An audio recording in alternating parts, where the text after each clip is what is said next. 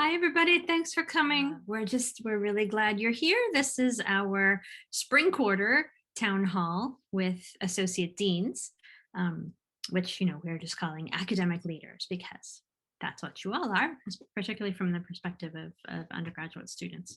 And so our student advisory board has put together an awesome discussion for today, as well as there's some time for a free-form discussion afterward.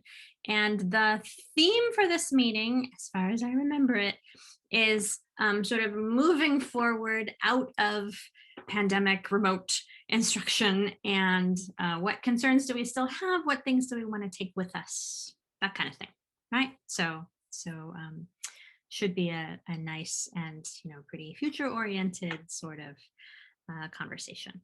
So with that, I'm going to hand it over to my excellent co-chairs, and they will take it from there. Hi, everyone. Thank you once again for coming to our event, our town hall. My name is Aira Gutierrez. I'm one of the co-chairs along with Lily, and we are just going to jump right in, if that's okay with everybody. The first question, I think Joshua, do you want to jump in? Yeah, so the first topic that we're going to be focusing on is going to be instructional flexibilities for fall quarter. And so the first question that we have is, how do you all as administrators plan to help aid the transition and return for in-person instruction for students at Davis? One important thing I think to say up front is that, like you guys, we are waiting for further news on a lot of details about how fall will work for everyone, what kinds of rules there will be around remote instruction and remote learning.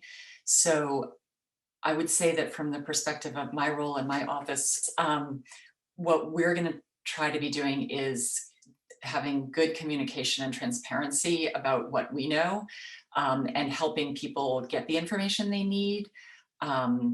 And listening to concerns, right? I think we're all going to be adjusting for a while, and I'm just sort of trying to brace for that to be an ongoing situation and to hear what is and isn't working, because I think we don't quite know yet, right, what it's all going to look like as we pick back up. So that's kind of the approach that we're taking, and we'll have more detail once we get a little bit more detail from the central campus, but that's where we are now. Just so you're aware, I think a lot of times students think that they're the last to be informed. The faculty who are teaching these courses, they're trying to figure out when, we're still getting assigned classrooms. So we still don't know when classrooms are going to come on board and things of that sort. So I think everybody needs to be flexible. Right now, it is assumed that everything's going to be back in person, et cetera, but they got to get classrooms for everybody. We're dealing with also wait list issues because we want to make sure that in some of the major classes that we can accommodate everybody. And one of the challenges is nobody wants a class at 7 a.m., right? And so we're all saying no to certain times of the day. And so I guess what I'm letting you know is just reassuring you that we will tell you the minute that we know, but we don't know either. And so when you're signing up for classes right now, in some of the big lecture classes, if you notice, there's no room assigned. That makes us nervous. So the faculty are just as nervous as you are about we're hoping everybody's going to be flexible.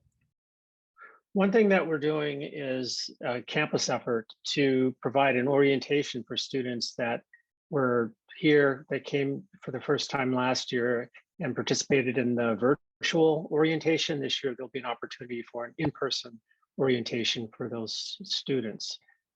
Cynthia or someone else can say more about that, but I think that's one thing that should be helpful.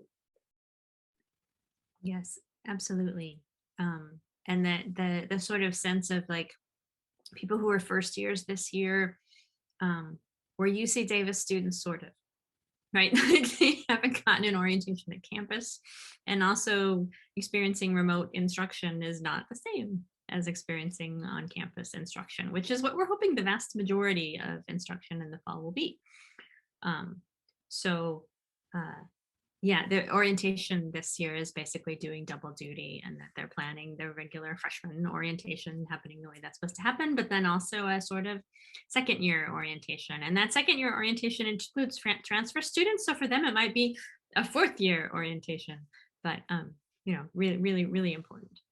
The only thing I would add is that the advisors are trying to make sure they are figuring out the best way to be available to support you also. You know, what they're figuring out what their back to work and remote combinations are going to be, and how we can best provide advising support for you. Awesome. That kind of brings us in perfectly into our next question. What resources are the colleges planning on developing or focusing on for students in terms of that, you know, possible online demand for advising? And what demand do you as administrators predict that would look like, and how also, in addition, how do you plan to meet that demand? So, you know, is that going to look like some sort of hybrid, fully online, or, you know, in-person advising assistance? You know, what is that going to look like? I can take that one. The advising directors have begun to put together a survey. So both for the advising staff, but also for students. I know it's gone out for CBS, and I think it's going out to the others, asking students what they want. In other words, it's probably going to be a hybrid.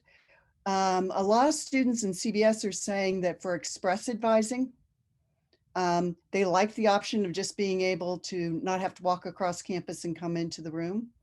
And so right now over the summer, it's going to be a mix, but there might be some topics that will be definitely in person, but there are other services where like for example, our express advising, we're getting overwhelming feedback from students that they want express, you know, this is drop-in advising, to be online. And so there might be some in-person component, et cetera, but the students are actually helping form the policies. I'll just say, I think at the moment, what we're aiming at is a kind of a matching system, right? For some advisors, it's worked really well to have some of their work be online, and for some faculty as well. And for some students, that's worked well as a way to get advising and learn. And so the hope is, you know, it's not going to be a perfect match, but the hope is to allow, where that's working, to allow it to continue and to try to make sort of as good a match as we can between those two sides. I think for us in the College of Ag and Environmental Sciences, we're also trying to make sure that we determine when an in-person appointment is appropriate and valuable and important, and when, like Michelle says, some quick drop-in kinds of things can often be done very easily remotely. And so it's really about equity for advisors and equity for students to make sure that we're really meeting the students' need, not just what they say or think they want, but what we also think is best for any given situation. I think I'll just add that we are all looking to make the advising experience and efficiency and the quality of advising better overall. So we want to leverage what we've learned about technology and provide advising to students who might not otherwise have taken as much as advantage of it because of maybe not being able to get to campus or not being able to have advising during the day. And so there'll be a combination, but the overall aim is to make the experience better and to do that as effectively as we can. Because one of the things that we found was that we had a lot more students checking in terms of drop-in advising. And that was because they didn't have to walk across campus, sign in, stand in line, and wait for someone to be available. They could really easily get a question answered fairly quickly. And so we had a lot of students who didn't check in as much as they would have in the past. So I think that that's another thing that the students are pointing out, and the advisors are saying that, some students check to say, should I do this? And they got a quick, no, don't do that. It's going to mess up your entire schedule. Whereas in the past, someone would have just assumed it would be okay. So I think that the remote advising is definitely going to be a part of it, just because it was so effective for some students. All right, thank you for that. We are going to move on to our second point, which I believe, Lily, that's all you. Hi, everyone. My name is Lily, and I'll be asking the second question for the night, or the second topic, which is increase in demand for basic needs. So the question is, a primary concern has been lack of flexibility from professors in accommodating students with low access to technology. And we were wondering, how can this issue be addressed? I think I'd say it can be addressed by our continuing to try to address it. I think we're all very aware of it. It isn't something that can be centrally controlled. And so our offices continually work with departments and individual faculty to keep this in front of them and encourage them to be thoughtful about it. The Senate has also really tried to do this. And I think also once we know a little bit more about the guidelines for the fall, we might have more precise answers on that. But it remains a work in progress, to be honest. And something that we just all need to really keep paying attention to. So I appreciate you raising it. I think we'll see some improvement. I think all of us as instructors have learned quite a bit over the time. I'm a professor in mechanical engineering, and I can tell you that in my department, there wasn't very much excitement about going remote and virtual at the beginning when we had to, and now there's a much greater appreciation for the technologies that we use. And I know that some of the instructors will continue to offer those flexibilities that make it a lot easier for students being able to access content remotely or after class electronically. And so I think we'll continue to provide resources. I know the undergraduate education has excellent resources for instructors to help them understand how they can use technology. And so I think that's part of it as well, making sure that there's an awareness of what is possible.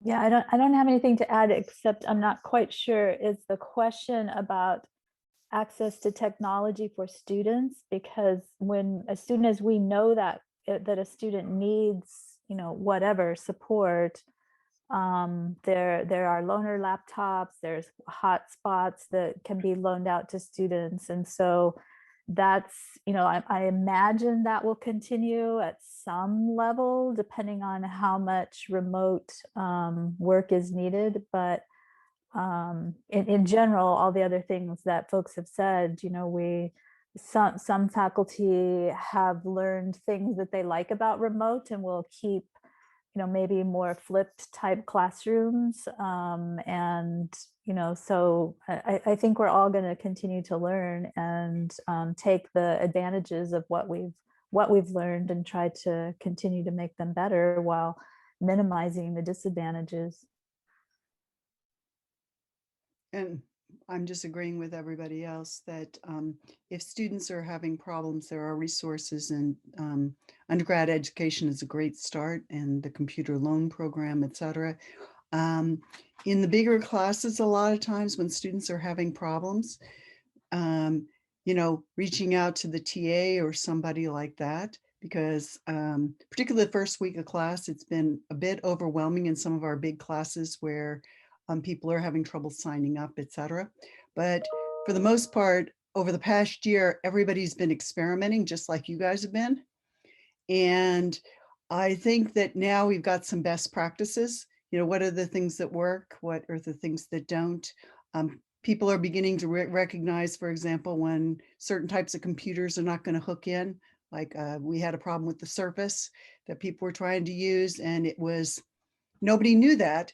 But so it's trying to make sure that our technologies are compatible, but we've learned a lot. And so going through what at UE, they've got actually some good information about compatibility, because a lot of times what happens is that it's that you have a certain type of computer, and nobody wants to say everybody has to have a certain type of computer, right? But at the same time, some of the computers and some of the technologies don't work as well on certain platforms. And UE has a, and Cynthia can provide you with that website. Yes, yeah, actually the Keep Teaching website is at this point a giant laundry list of things. It actually needs some better organization because we just sort of kept adding to it over the year. But yeah, there is a good amount of stuff about students and technology access in particular. When we talked about this topic, just for some context for our associate dean colleagues, leaders, when we talked about this topic at the last student advisory board meeting, students were really surprised to learn that there are some campuses across the country wherein there's actually a baseline technology package that gets provided to students vis-a-vis their financial aid packages. And students can choose to purchase something sort of, above and beyond whatever that is, but there's sort of a baseline sort of set of specs that says, this is what you need to be able to succeed as a student. And, if you qualify for a certain level of financial aid, it's covered. And that was like, what? We're really surprised. And, so there are some centralized solutions that we could work toward if, we had academic senate support and or a sort of general sense that this would be a good thing. I mean, and our sense is that it might be a good thing from the faculty perspective as well, if you could sort of have some sort of guarantee that, okay, all students are at least going to have this level of technology capability, whatever that is. But it's worth exploring sort of going forward. It's one of the things we've learned coming out of all of this. That recommendation already does exist. It's already on the IT site. Yes, it absolutely is. I just, there's a difference between it being a put it on the student sort of mandate, and however you can manage to pay for it is however you can manage to pay for it, versus it being an institutional support, like, you'll get at least this minimal amount and it'll be covered by your financial aid and you can get it through the bookstore. Yeah, I mean, I think it's more of a rhetorical difference than a sense of like that information isn't out there. But anyway. The challenge, Sue, is that students have the right to opt out. And so a lot of students, we ran into the problem with the Surface, that a lot of students who use that in high school decided to bring it and decided to use that as their main technological platform. And what happened is it didn't work with a lot of the programs for remote testing and other kinds of things. So, so part of it is that there's a standard, but people are thinking, well, I might be able to get by because I use this in high school and I don't want to invest a lot in a new computer. And the Surface is, I mean, I'm not knocking the Surface, by the way, it's just the one that I ran into problem with my class. And I just didn't know that when I put things in place. I assumed it would work. And so I think, kind of as we've gotten better at knowing what kind of platforms we need to do certain types of tasks, we can share that with the students. Yeah, I agree that there can be better communication about what's needed and what works and doesn't. Well, I think in engineering, we actually do a pretty good job of outlining what's needed, depending on your major, what kind of computer you need, what software you need. But I think Cynthia, Vice Provost Ching made a good point, which is that we, to my knowledge, don't provide resources for students to purchase that equipment. We assume that they are able to do so, but it's not clear to me that that's part of their financial aid package, that there are funds like there are for books perhaps, or whether it's sufficient. So that's certainly something I'd be interested in seeing some effort toward alleviating on part of the student. Thank you everyone for answering that specific question with that topic. I really enjoyed hearing everyone's answers, and that leads me to the next question, which is what aspects of the campus readiness plan do you think need to be addressed? Like, for example, the instructional switch in response to like power outages that we had like in winter quarter all of a sudden. We have lots of things in terms of campus readiness that need to be taken into account. I mean, for those of us who have lived through fire season a couple of quarters ago, or sorry, was it 2 years ago? One of the things that happened during the fire time was everybody who was used to coming from the East Coast or the Midwest, et cetera, said, well, don't you have a snow plan? Where, how do you handle these things? And Davis didn't have a lot to deal with natural disasters and other kinds of things. And so campus has been working very hard on coming up with a readiness plan that takes into account. I mean, I don't know how many of you were here during the quarter where we ended up closing down between, was it Veterans Day and Thanksgiving?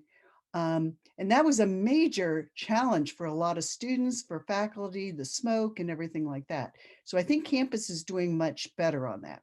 Cynthia, did you want to address that at all?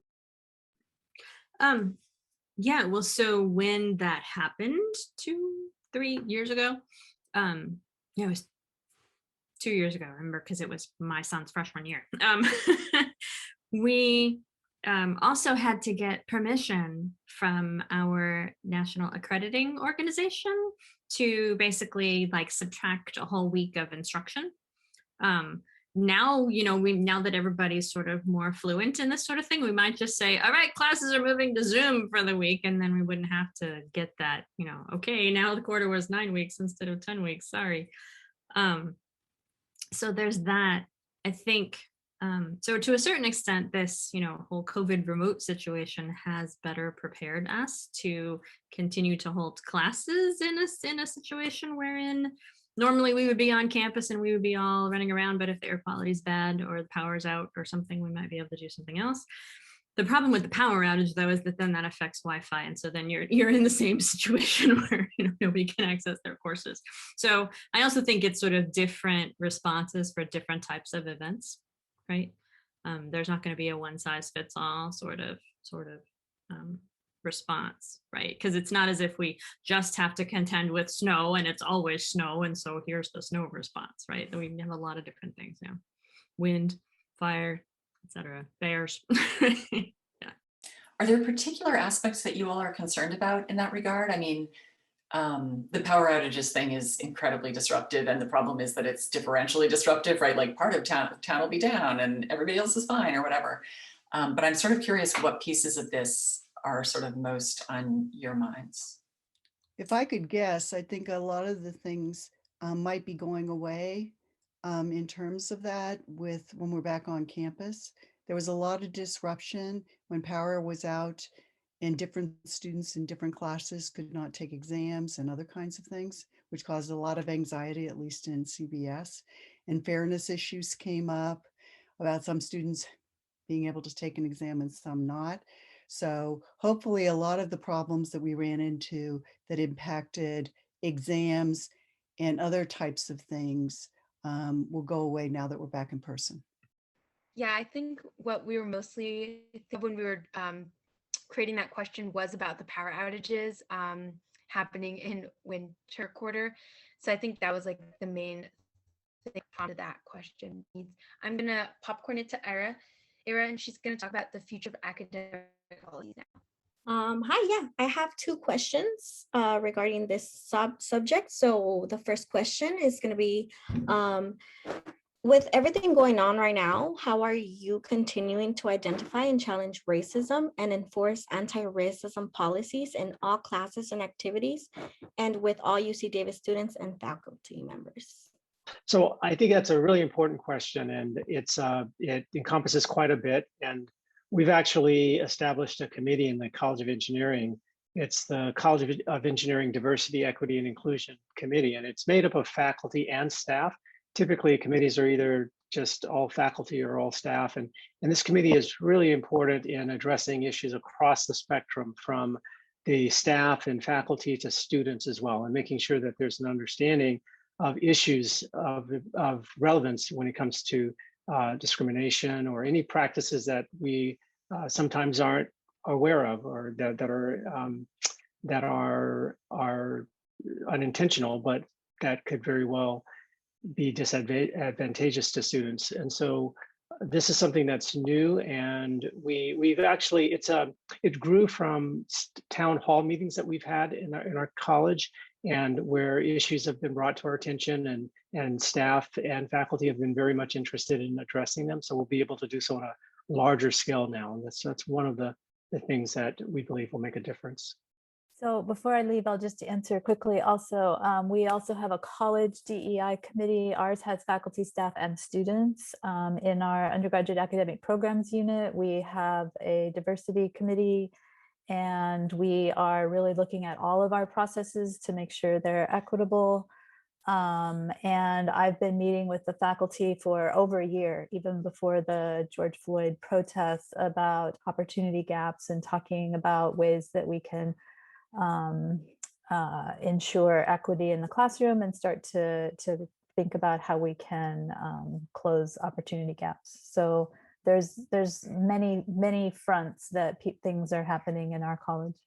I'll jump in and say letters and science is all our colleges are diverse, but we have a really wide range of programs and with different kinds of challenges due to discipline and departmental makeup and so forth. And so there's a lot of work being done, and that has been being done, as Sue says, for College of Ag for some time now, working on this, especially at the departmental level. So at the dean's office level, our job is to keep an eye on things and make sure policies are enforced and support efforts, particularly, for instance, in diverse faculty hiring.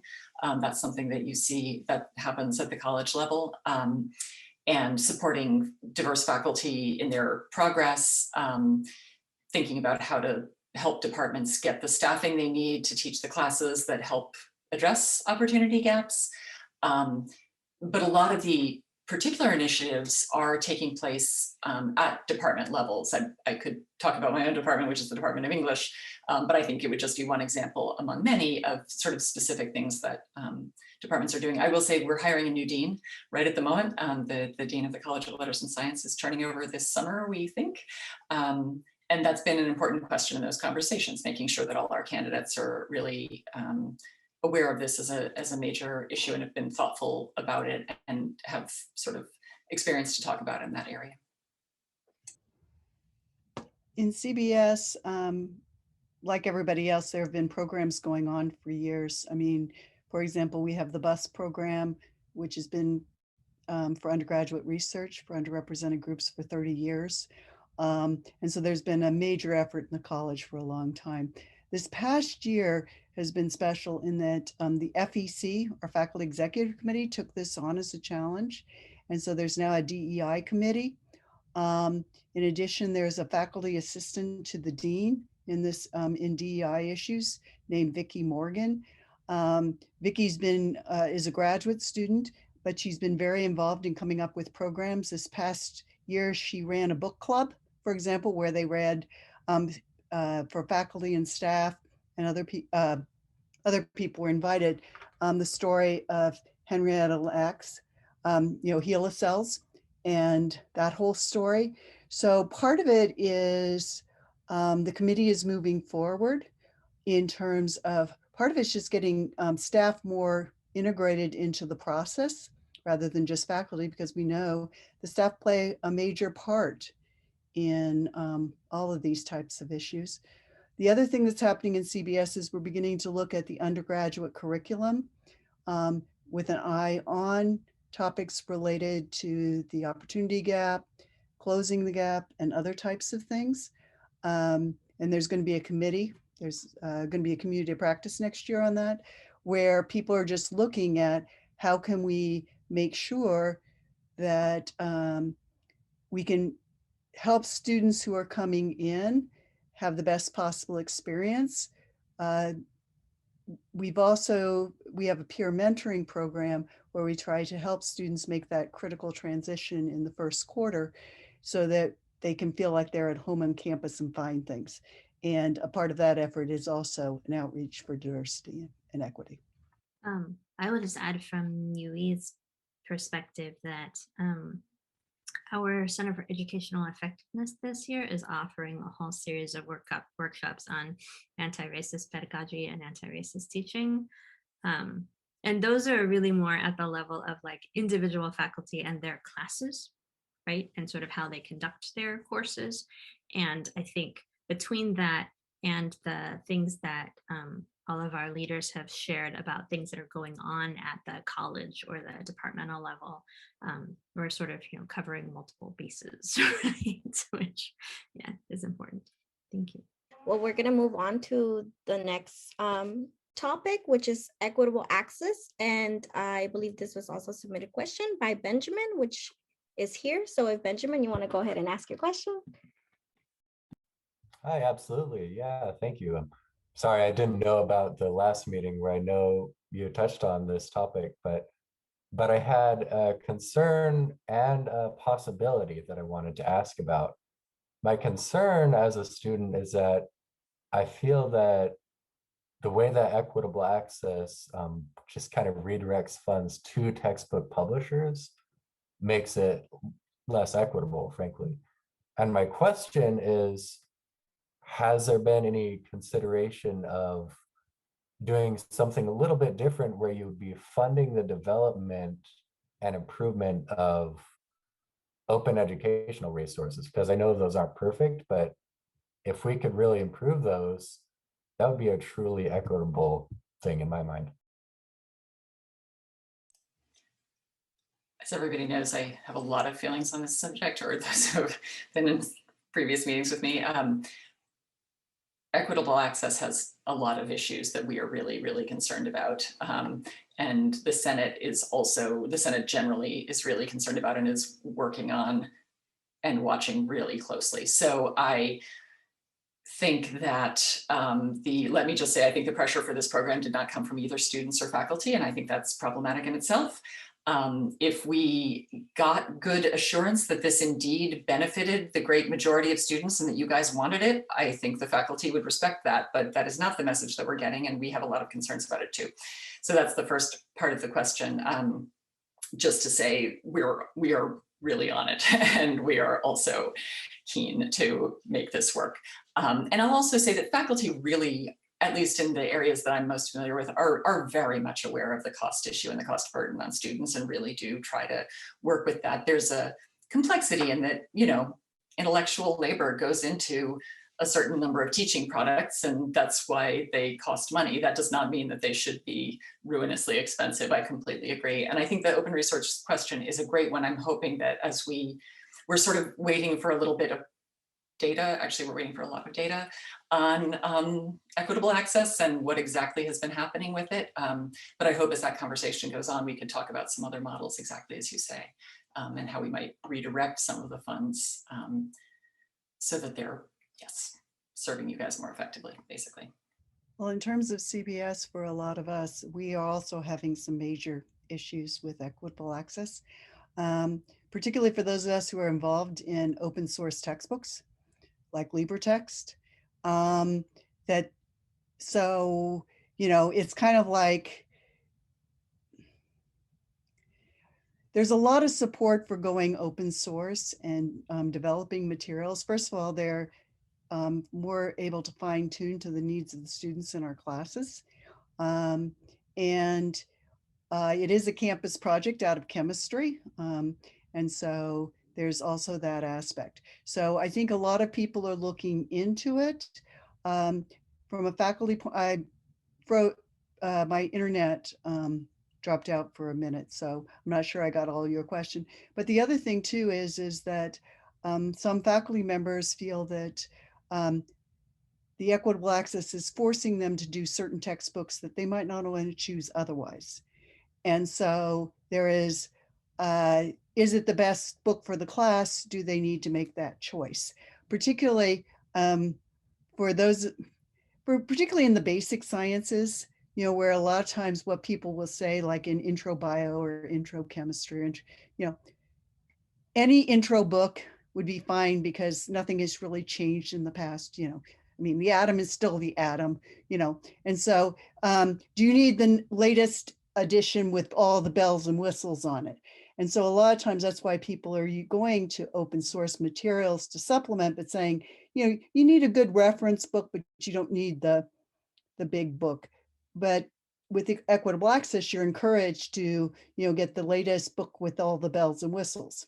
And so faculty are definitely, and like Claire was saying, if this was something from the students saying, yes, we want this, that'd be one thing, but we're not getting that from our students.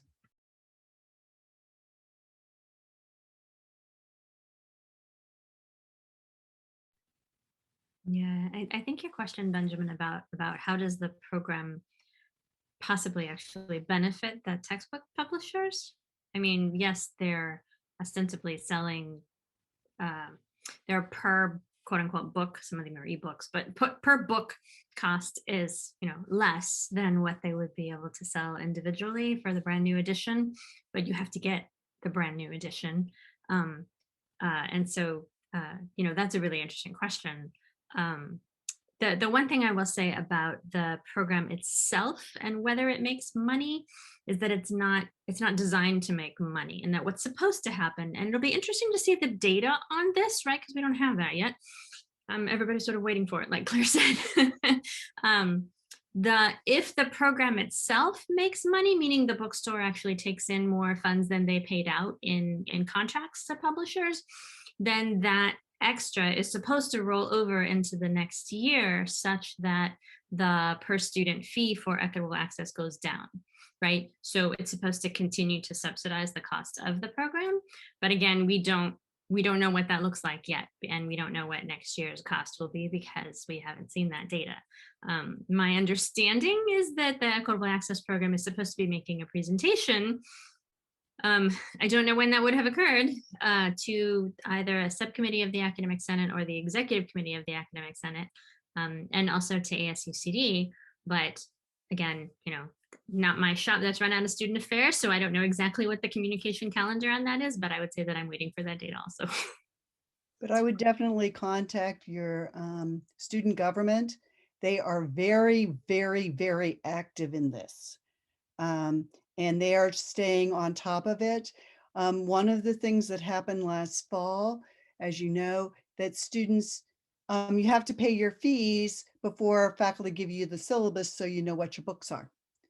And it was an opt-out model. So, you know, one possibility to get faculty to get their syllabuses in early. Okay, let's dream on that one. I'm sorry, we will try, but that's not going to happen.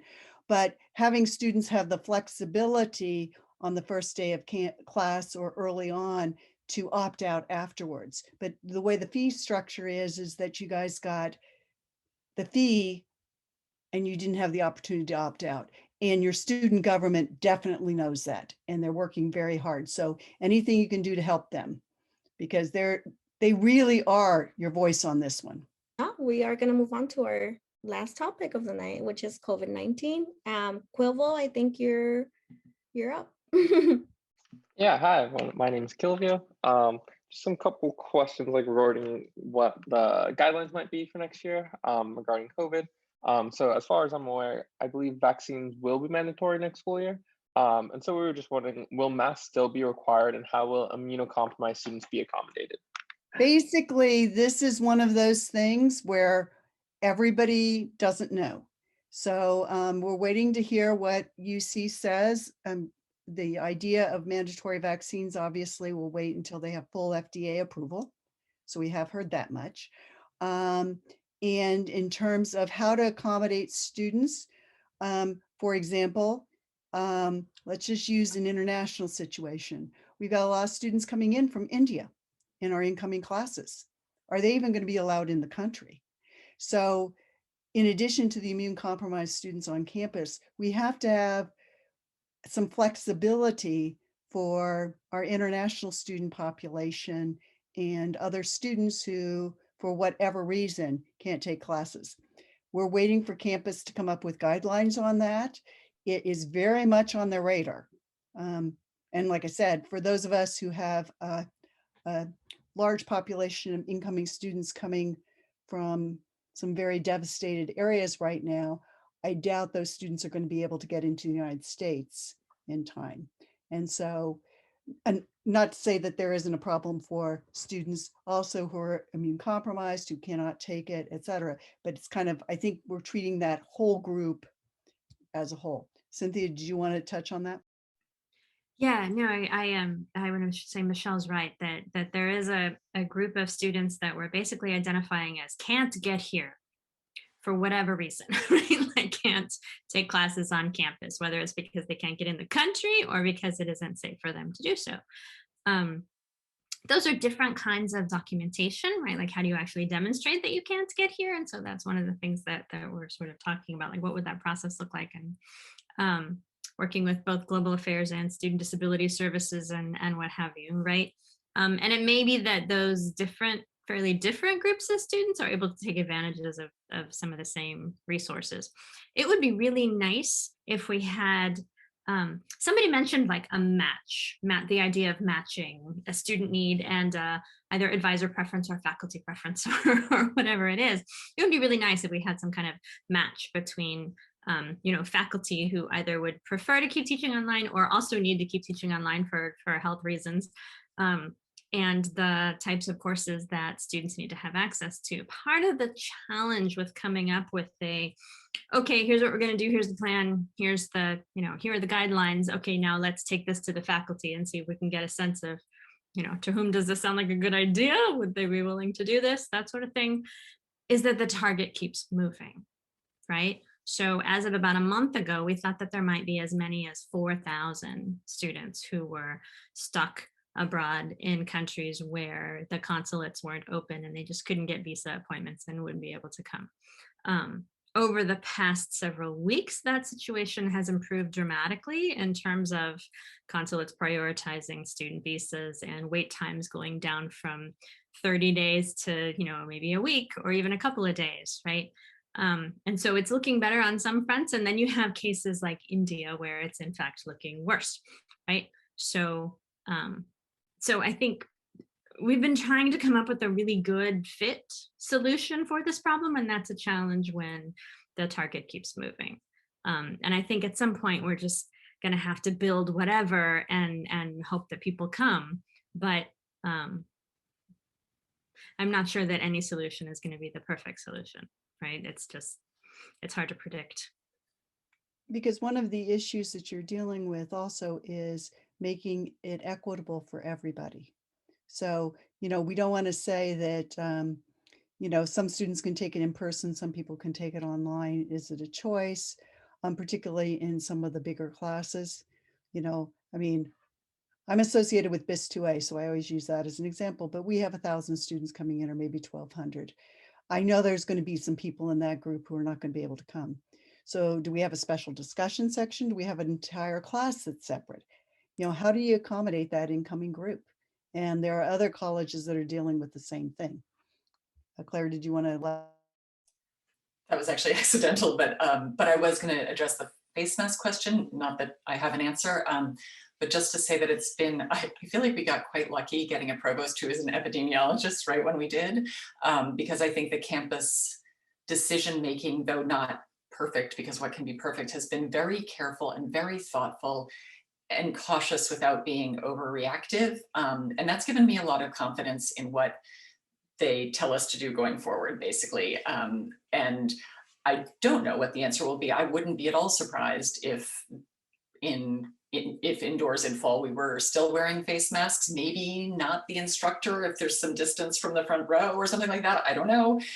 They really actually don't like people talking or singing indoors, it turns out. I've had to manage a lot of the, we're the people who do the in-person class approvals, or like put those forward, and boy, they do not like singing, let me just say. So it makes people nervous, and I'm guessing there might be some extra caution around that in fall while we sort of see how everything unfolds. That's just a guess, but only to say that I think we're lucky to have Mary Krogan in the role that she's in at the moment. Yes, that committee was really interesting. Even with the wind ensemble, right? We're looking at performing groups of musicians, and people are talking about putting plastic bags over like the tubas and the bells for the brass instruments. And it was just things you thought you would never have to consider, right?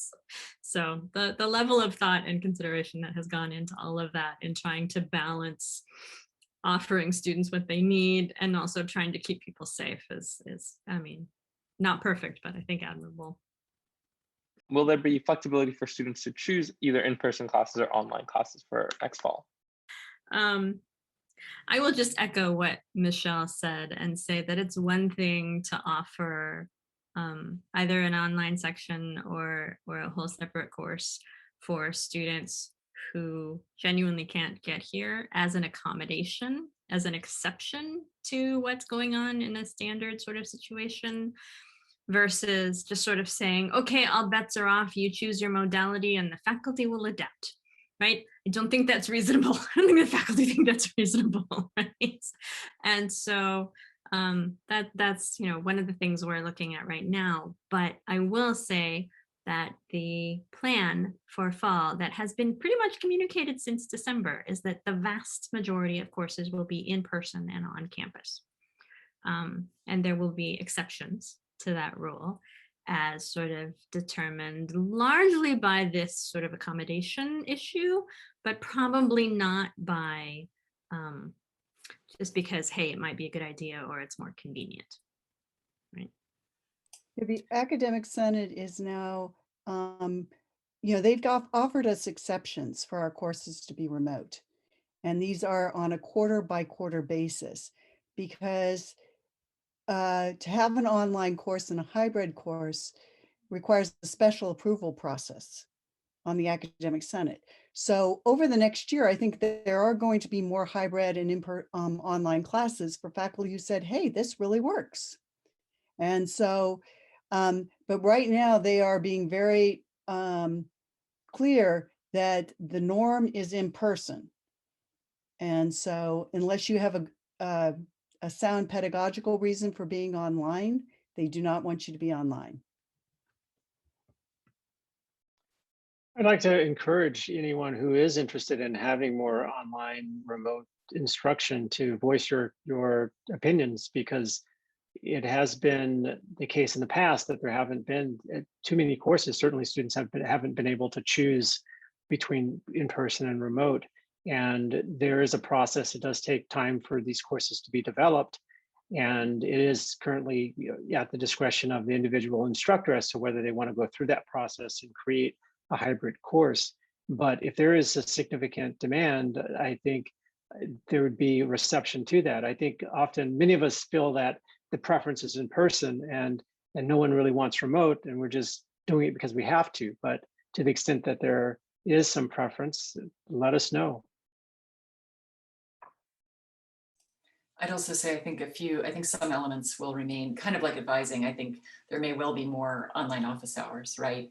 And some of the other kinds of structures and support mechanisms that have worked really well in an online environment will get carried through. So I hope that might take some strain off in some classes. But I would agree with Ralph. I think if this is something that is really widely desired, that'll also make a difference. All right, I'm going to pose a brief question to my co-chairs and note that it is 6:59 p.m. So how are we doing on topics, discussion, etc.? We actually through all our topics and our questions. So thanks everyone for staying on track and answering very fluidly. So I want to say thanks for everyone who came tonight. It's like been a really nice to see everyone and to have like such stimulating conversation about how we can better our campus to get back in fall. And with that, I'll say goodbye.